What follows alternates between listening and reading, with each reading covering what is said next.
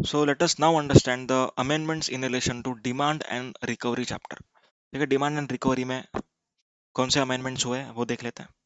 सबसे पहला अमेंडमेंट है सेक्शन 74 के एक्सप्लेनेशन में। ठीक है, सेक्शन 74 के एक्सप्लेनेशन में अभी एक्सप्लेनेशन जो था वो क्या बोलता था वो सुनो।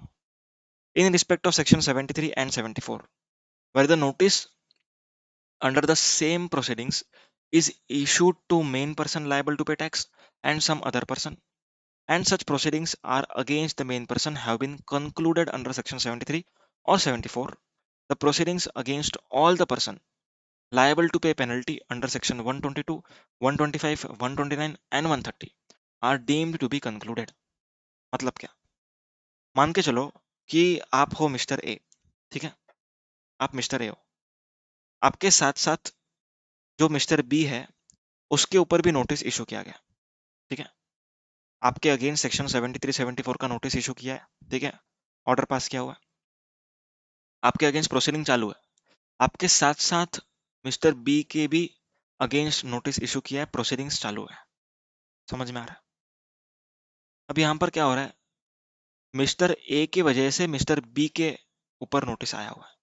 ओके, गवर्नमेंट को डाउट है कि मिस्टर बी ने भी इसमें साथ दिया होगा, इसीलिए मिस्टर बी को भी प्रोसीडिंग्स में लिया हुआ है। ओके, अब मान के चलो ए बोलता है कि चलो सर मैं एक काम करता हूँ, सबका सब टैक्स इंटरेस्ट पेनल्टी सब पेमेंट करता हूँ, please close the proceedings.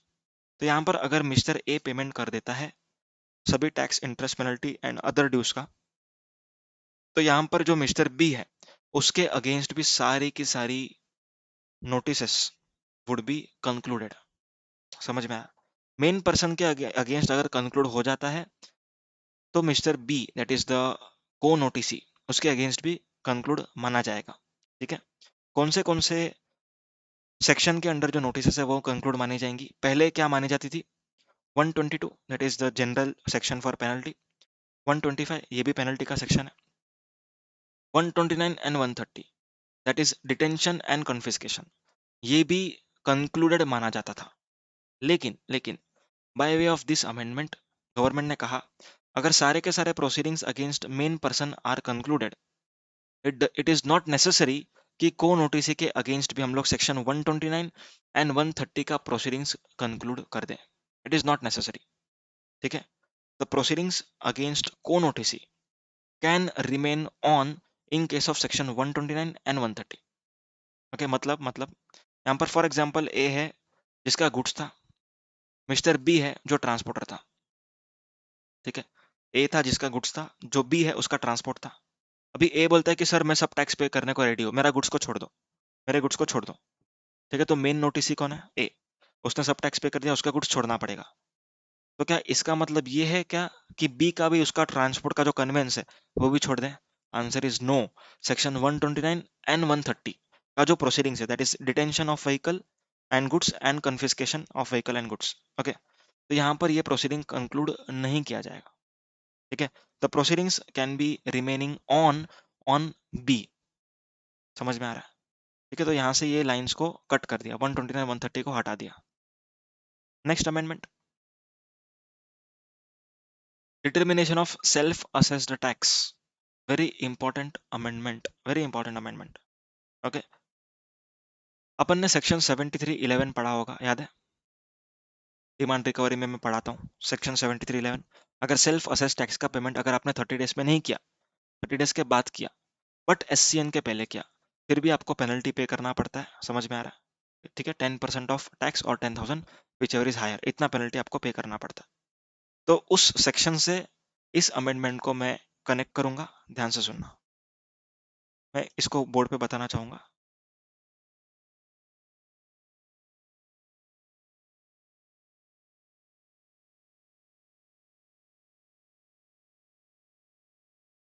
Okay, section 75 subsection 12 के एक्सप्लेनेशन में ये ऐड हुआ है। पता नहीं स्पेलिंग्स को क्या हो गया मेरे, एक्सप्लेनेशन में ये ऐड किया हुआ। ओके, क्या ऐड किया? सेल्फ असेस्ड टैक्स का मीनिंग, सेल्फ असेस्ड टैक्स का मीनिंग समझ में आया? अभी सेल्फ असेस्ड टैक्स का मीनिंग क्या है सुन लो।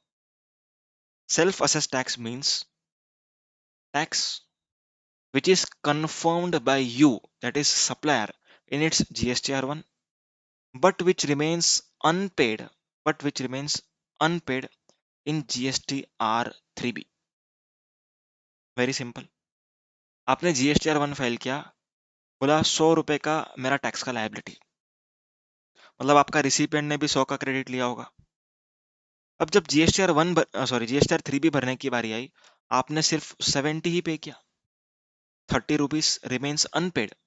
सो this self assess tax which is remained unpaid, इस 30 के अगेंस्ट रिकवरी प्रोसीडिंग्स की जाएंगी. इस 30 के अगेंस्ट रिकवरी प्रोसीडिंग्स की जाएंगी. A very stringent provision, draconian provision is introduce over here. Okay, क्या बोला यहाँ पर, वापस से एक बार. GSTR1 में आपने 100 का लायबिलिटी एक्सेप्ट किया, आपने 3B में सिर्फ 70 पेमेंट किया. So 30 rupees remains unpaid. This 30 is called as self-assessed tax which is unpaid. If any self-assessed tax is remaining unpaid, then recovery proceedings can be initiated. लेकिन इतना ड्रैकोनियन भी नहीं है. क्यों? क्योंकि उसके बाद गवर्नमेंट ने एक सर्कुलर इशू किया, फटाक से तुरंत सर्कुलर इशू किया, बोला कि देखो सर, आप लोग को जो इतना स्ट्रिंजेंट लग रहा है वो इतना स्ट्रिंजेंट नहीं है. हम लोग केस टू केस बेसिस पर देखेंगे, असीसी को नोटिस इशू करेंगे, हम उसको बोलेंगे कि भैया कंप्लाई कर दो, 30 रुपीज पे कर दो. अगर वो नेक्स्ट रिटर्न में भी नहीं करता है तो रिकवरी प्रोसीडिंग होगा. ठीक है, डायरेक्टली रिकवरी प्रोसीडिंग नहीं किया जाएगा, अगले रिटर्न तक उसको चांस दिया जाएगा. समझ में आ रहा है? सो सेल्फ असेस टैक्स का मीनिंग यहाँ पर डाल दिया, जो GSTR1 में दिखाया बट GSTR3B में पे नहीं किया, इसको हम कहेंगे सेल्फ असेस टैक्स. अब सेल्फ असेस टैक्स को हम लोग कनेक्ट करते हैं सेक्शन 73 सबसेक्शन 11 से.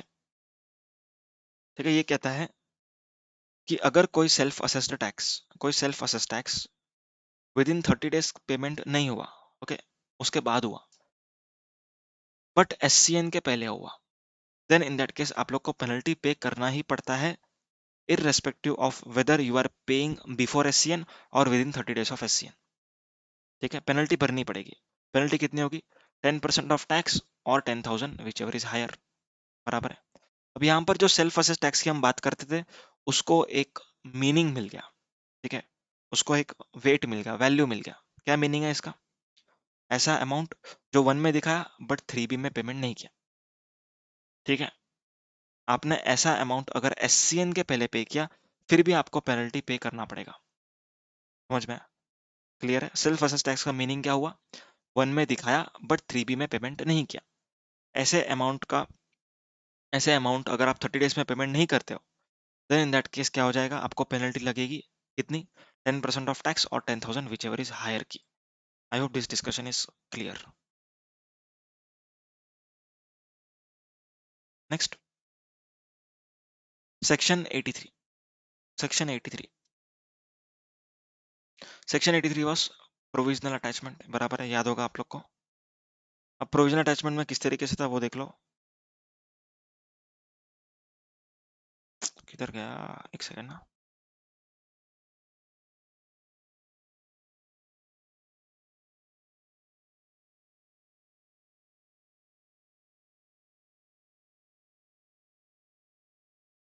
ओपन नहीं किया मैंने, एक सेकंड.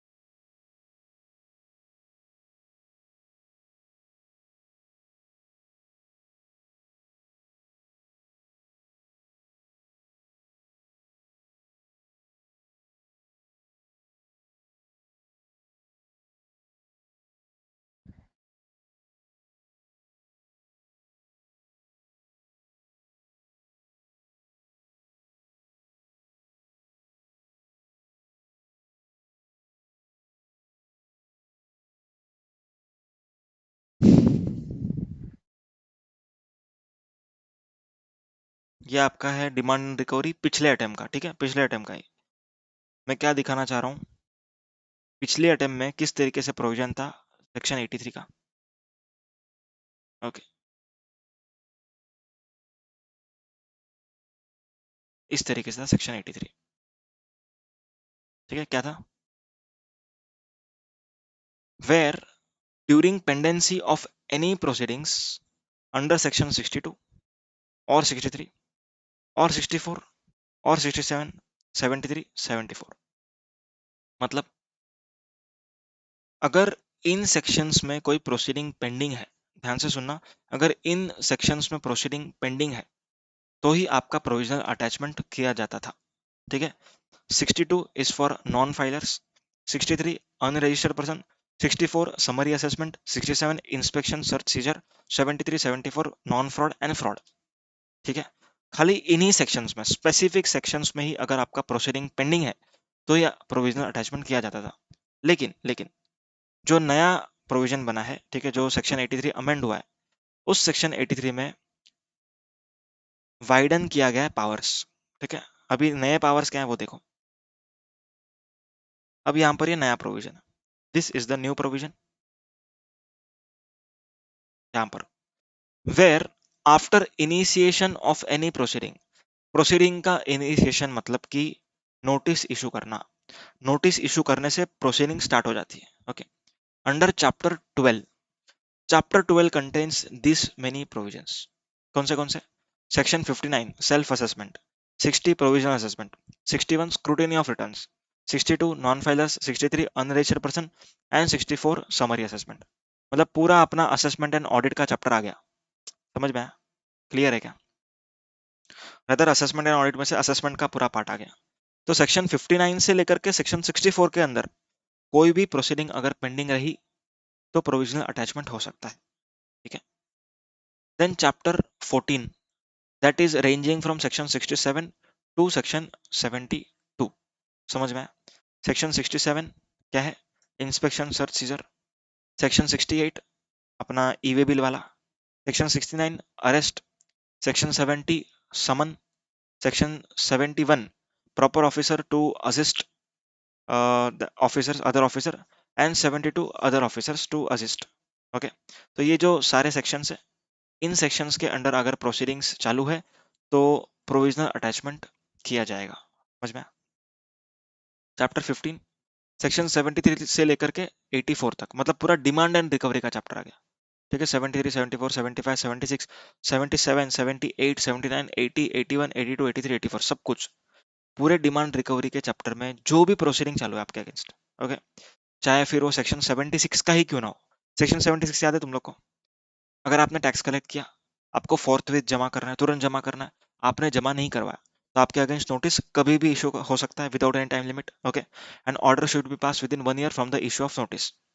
देखिए, तो that section 76 was not in this list. ठीक है, जो जूना लिस्ट था सिर्फ 62 63 64 67 73 74 था। ठीक है, 76 था ही नहीं। तो क्या अभी गवर्नमेंट यहाँ पर प्रोविजनल अटैचमेंट कर सकता था? पहले नहीं कर सकता था, लेकिन अभी कर पाएगा क्योंकि यहाँ पर प्रोविजंस का जो स्ट्रेंथ है उसको वाइडन कर दिया गया। Okay, so any section coming in between 73 to 84 would also be covered for provisional attachment. ठीक है, आपका प्रोविजनल अटैचमेंट क्या हो सकता है? बैंक अकाउंट फ्रीज हो सकता है, इमोबल प्रॉपर्टी सीज हो सकता है, ठीक है, कुछ भी हो सकता है। आगे सब वही है। By order in writing attach provisionally any property including bank account belonging to any taxable person और any person specified in subsection 1A। Very important, very important. ठीक है, पहले क्या होता था? जो पर्सन टैक्सेबल है बस उसी के अगेंस्ट हुआ करता था। ठीक है, यहाँ पर देखो, for the purpose of protecting interest of government by order in writing में attach provisionally any property including bank account belonging to taxable person. सिर्फ टैक्सेबल पर्सन की प्रॉपर्टी को अटैच किया जाता था। लेकिन अभी किसका प्रॉपर्टी अटैच करेंगे? टैक्सेबल पर्सन का तो कर ही सकते हैं, लेकिन साथ में जो भी पर्सन इस ट्रांजैक्शन का बेनिफिट उठा रहा है या फिर ऐसा पर्सन जिसके इंसिडेंस पर यह ट्रांजैक्शन हुआ है, वो पर्सन का भी प्रॉपर्टीज को अटैच किया जा सकता है। समझ में आया? अमेंडमेंट समझा? सबसे पहला अमेंडमेंट प्रोविजंस को वाइडन किया। सेकंड, प्रोविजनल अटैचमेंट किसका हो सकता है? पहले सिर्फ टैक्सेबल पर्सन का हो सकता था, अभी किसका होगा? टैक्सेबल पर्सन का तो होगा ही होगा, साथ में ऐसा पर्सन जिसने बेनिफिट को रिटेन किया उसका हो सकता है, एंड ऐसा पर्सन जिसके इंसिडेंस पर ये काम किया जा रहा है, ये फ्रॉड किया जा रहा है, वो भी हो सकता है। आया समझ में? That's it with the demand and recovery amendments, ठीक है। अब यहाँ पर एक मैं पेमेंट ऑफ टैक्स का अमेंडमेंट बताना चाहूंगा, नॉट वेरी इंपॉर्टेंट, खाली नजर घुमा लो। रूल नंबर 86A याद है? प्रॉपर ऑफिसर जो होता है अपने इलेक्ट्रॉनिक क्रेडिट लेजर में से यूज करने से अपने को रोकेगा। Okay, proper officer will restrict debit from electronic credit ledger if we have availed ITC fraudulently, ठीक है। सो कौन सा ऑफिसर इस इलेक्ट्रॉनिक क्रेडिट लेजर के डेबिट को ब्लॉक कर सकता है? वो ये ऑफिसर से for ITC fraudulently availed up to this amounts. मतलब अगर आपने आईटीसी 1 करोड़ तक का फ्रॉडुलेंटली अवेल किया तो डेप्यूटी कमिश्नर और assistant commissioner can disallow the debit. अगर आईटीसी आपने 1 करोड़ के ऊपर fraudulently avail किया but it is up to 5 crore, then additional commissioner or joint commissioner can disallow the debit। और अगर आपने आईटीसी 5 करोड़ के ऊपर फ्रॉडुलेंटली अवेल किया है तो प्रिंसिपल कमिश्नर या फिर कमिश्नर डिसअलाउ कर सकते हैं डेबिट, ठीक है, if they have reason to believe कि आपने फ्रॉडुलेंटली अवेल किया। फ्रॉडुलेंटली अवेल करने का मतलब क्या है वो यहाँ पर मैंने लिखा हुआ है ऑलरेडी, इसमें कोई अमेंडमेंट नहीं है इसीलिए मैं नहीं बता रहा हूँ, समझ में? क्लियर है? That's it with demand and recovery and payment of tax का अमेंडमेंट्स।